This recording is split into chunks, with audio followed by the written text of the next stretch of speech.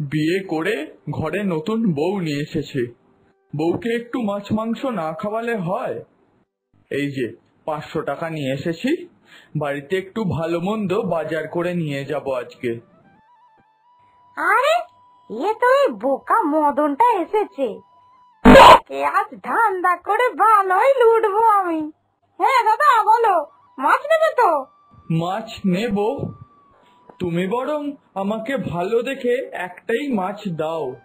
কাতলা মাছ নেবে তো? না না না, কাতলা মাছের অনেক দাম, তুমি বরং এই চারাপোনা মাছটাই দাও। সে কি গো, তোমার কলজের এত জোর কম? নতুন বিয়ে করে এনেছো, বউকে নাকি কাতলা মাছের থেকে চারাপোনা খাওয়াবে? তা কি বলছো, কাতলা মাছে নিয়ে যাব? হ্যাঁ কাতলাই নিয়ে যাও। আচ্ছা, তাহলে এই 200 টাকার মধ্যে একটা বড় সাইজের মাছ দাও তো। বোকা তুমি বোকাই থেকে যাবে, 200 টাকার বড় সাইজের মাছ নিয়ে গিয়ে কি করবে শুনি? তার থেকে বরং দুটো মাছ নিয়ে যাও। নতুন বউ স্বামী সেবা করায় ব্যস্ত থাকবে, দেখা গেল গোটা মাছটাই তোমায় খাইয়ে দিল আর নিজে অভুক্ত রইল। ওটা কি তুমি চাইবে? তাই দুটো মাছ নিয়ে যাও। এইবার বোকার হদ্দুটা চারাটা গিললে হয়। দুটো নরম নরম মাছ ওকে দিয়ে দেব, ঠকেও যাবে।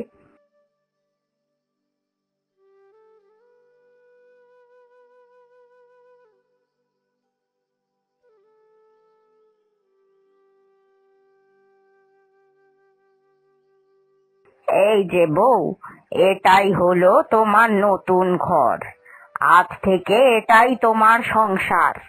এখানে তুমি সংসার বেঁধো কেমন?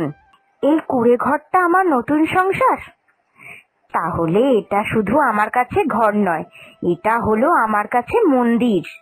তুমি তো খুব ভালো কথা শোনালে গো বউ। কতজন মেয়েই বা পারে নিজের সংসারকে মন্দির মনে করতে। ঠিক আছে, নিজের সংসারটা গিয়ে এবার গুছিয়ে নাও। মদন গেছে বাজার করতে, এক্ষুনি এলো বলে তুমি ততক্ষণ এই বন্ধ ঘরটা এতদিন বড্ড নোংরা হয়ে গেছিল, ওটাই পরিষ্কার করে নাও। যাও যাও।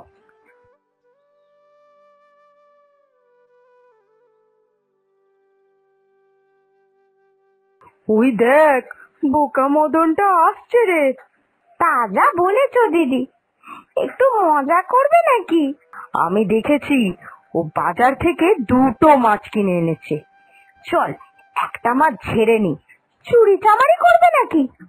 তুমি এই ভর দুপুর বেলা চুরি চামারি করো আর পাড়ার লোক ধরে আমাদেরকে ঠ্যাঙাক। মদনের মাথায় একটুও ঘিলু নেই। চল না, মজাটা কেমন করি শুধু দেখ। আমি এক্ষুনি একটা মাছ ওর থেকে সাফাই করে নিয়ে চলে আসছি। কি গো মদন, আজকে যে দুটো মাছ কিনলে? ও মা, তোমরা বুঝি জানো না, আমি তো নতুন বিয়ে করেছি, তাই একটা মাছ বউয়ের আর একটা আমার। এত বড় মাছ দুজনের দুটো? তারপরে বেশি মাছ খেয়ে তোমার বউয়ের যদি পেট খারাপ করে, তখন তো আবার তোমাকেই দুষবে। হাসালে গো তুমি, হাসালে। এই জন্যই সকলে বলে তুমি খুব বোকা। মাছটা একবার বিক্রি হয়ে গেছে, দোকানে কি আর তোমায় পয়সা ফেরত দেবে? তার চেয়ে বরং দাও, মাছটা আমায় দাও, আমি গিয়ে পুকুরে ফেলে দিয়ে আসি। তুমি যদি এখন পুকুরে যেতে যাও তাহলে তোমার অনেকটা সময় নষ্ট হয়ে যাবে। তুমি বরং আমায় দাও, আমি গিয়ে পুকুরে ফেলে দিয়ে আসি। তোমার বউয়ের আবার রান্না চাপাতে দেরি হয়ে যাবে তুমি দেরি করে গেলে। এটা তো তুমি ঠিক কথাই বলেছো। আচ্ছা আচ্ছা, এই নাও মাছটা।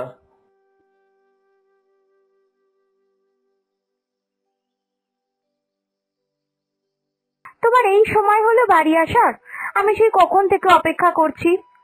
সেই কোন সকালে বেরিয়েছিলে, সকাল গড়িয়ে দুপুর হয়ে গেল, এখন বাবু টিকি দর্শন পেলাম। আমার এই বন্ধ ঘরটা পরিষ্কার করে পরিচ্ছন্ন করে রান্নার জায়গাটাও করে রাখলাম, কিন্তু তোমার আর আসার নাম নেই। দাও দেখি কি বাজার এনেছো। ও বাবা, নিয়ে গেলে তো 500 টাকা, আর এই কটা বাজার আনলে? বাকি টাকা কোথায়? আমি তো দুটো মাছ আর এই রকমারি সবজি নিয়ে আসলাম। বাপরে বাপ, জিনিসপত্রের যা দাম বেড়েছে, এতেই সব টাকা শেষ। সে কি, দুটো মাছ? কিন্তু এখানে তো মাত্র একটা মাছ। হ্যাঁ, একটা মাছ তো আমি ফেলে দিয়ে এসছি।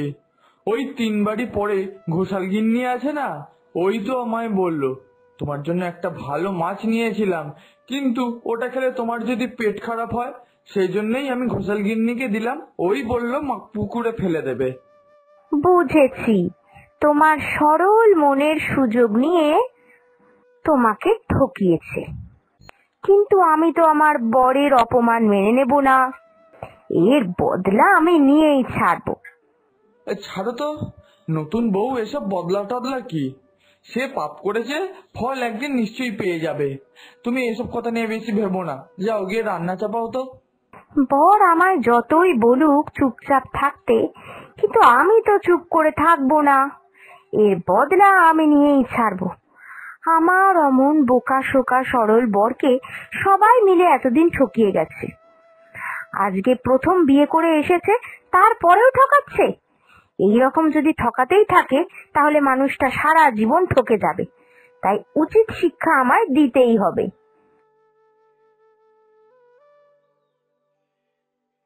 এই নাও, এই টাকা কটা নাও। যা পেরেছো আজকে বাজার করে নিয়ে এসেছো, আর যা বাসন ছিল আমি তা দিয়ে পুষিয়ে নিয়েছি। কিন্তু আর পারছি না গো, কটা নতুন বাসন লাগবেই। তুমি এই টাকা কটা নিয়ে বাসনির থেকে কটা বাসন নিয়ে এসো। আর শোনো, আগে পিছে কারোর হাতে কিন্তু টাকা দেবে না, সোজা বাসনির হাতে টাকা দিয়ে তারপরে তুমি নতুন বাসন নিয়ে আসবে। কি গো, বুঝেছো তো? আগের দিনের মতো যেন কেউ তোমায় ঠকাতে না পারে। ঠিক আছে, কেউ আমাকে আর ঠকাতে পারবে না।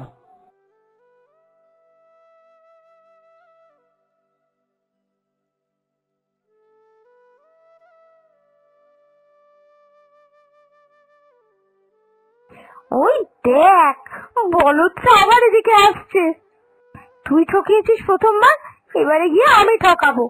ও মদন দা, কোথায় যাচ্ছ গো হাতে এতগুলো টাকা নিয়ে? নতুন বিয়ে করেছি তো, সেই জন্য বাড়িতে বাসন কম পড়েছে, তাই বাসনের দোকানে যাচ্ছি কিছু বাসন কিনে আনবো বলে। তা তুমি বাসনির দোকান চেনো? টাকাগুলো বরং আমি দাও, আমি গিয়ে বলে আসবো বাসনিকে তোমার বাড়িতে যেতে। না না না, তুমি গেলে হবে না। বউ আমাকে কড়া ভাবে বলে দিয়েছে টাকাগুলো বাসনির হাতেই দিতে, তুমি গেলে হবে না। ঠিক আছে, আমার উপর বিশ্বাস করে টাকাগুলো যখন দেবেই না, তাহলে আর কি বা বলি। তুমি নিজেই বাসনির দোকান খুঁজে নাও, সারা দিন গ্রামে চক্কর কাটতে থাকবে, তাও বাসনির দোকান খুঁজে পাবে না। এই রে, এও তো ভারী বিপদ হলো। আমি তো বউকে বলে এলাম যে আমি বাসনের দোকান থেকে কিছু বাসন আনতে যাবো, কিন্তু দোকানের ঠিকানাটাই জানলাম না। দূর দূর, ঠিক আছে, কি আর করা যাবে। এই নাও টাকাগুলো, বরং তুমিই রাখো। তোমাকে বিশ্বাস করে কিন্তু আমি টাকাগুলো দিলাম। তুমি অবশ্যই বাসনীকে বলে দেবে আমার বাড়িতে গিয়ে আমার বউয়ের সাথে যেন দেখা করে। আমার বউ কিন্তু বাসন কিনবে, কেমন? ঠিক আছে, এবার আমি বাড়ির দিকে যাই।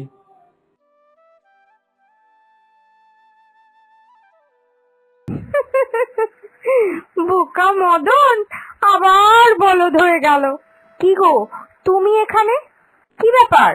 আর তোমার হাতে যে টাকা দিয়ে বললাম বাসন কিনে আনতে, কোথায় গেল বাসন? ওই যে বাজারে একটা বউয়ের সাথে আমার দেখা হলো, ওকেই টাকাগুলো দিয়ে দিলাম। ওই বললো যে বাসনের বাড়িতে গিয়ে বাসনীকে আমাদের বাড়িতে পাঠিয়ে দেবে, বাসনির থেকে তো আমরা বাসন নেব, সেই জন্য। আসলে আমি তো বাসনির বাড়িটা চিনি না, তাই ওকে দিয়ে দিলাম। ও ঠিক আছে, দিয়ে দেবে আমায় না হয়। আমি জানতাম তো তুমি এই রকমই একটা বোকামি করবে। এইবার তুমি বুঝবে ঘুঘু, যে তুমি কার বাড়িতে বাসা বানাতে এসেছো। আপনাকে জাল নোট ব্যবসা করার অপরাধে গ্রেপ্তার করা হলো। চলুন আমাদের সাথে এক্ষুনি, চলুন। এ কি বলছেন স্যার? জাল নোট মানে? এইগুলো আমি একটা বলদের থেকে নিয়েছি, এগুলো আমার নয়, ও ইচ্ছে করে আমায় ফাঁসিয়েছে। হাতে জাল নোট ধরে বলছেন এগুলো আপনার না? আপনি কি আমাদের বোকা বানাবার চেষ্টা করছেন? চলুন, যা প্রশ্নের উত্তর সব থানায় গিয়ে দেবেন, চলুন। দেখলে, এই চালটাই আমি ওর সঙ্গে খেলেছিলাম। তোমায় বোকা ভেবে এতদিন খুব ঠকিয়েছে।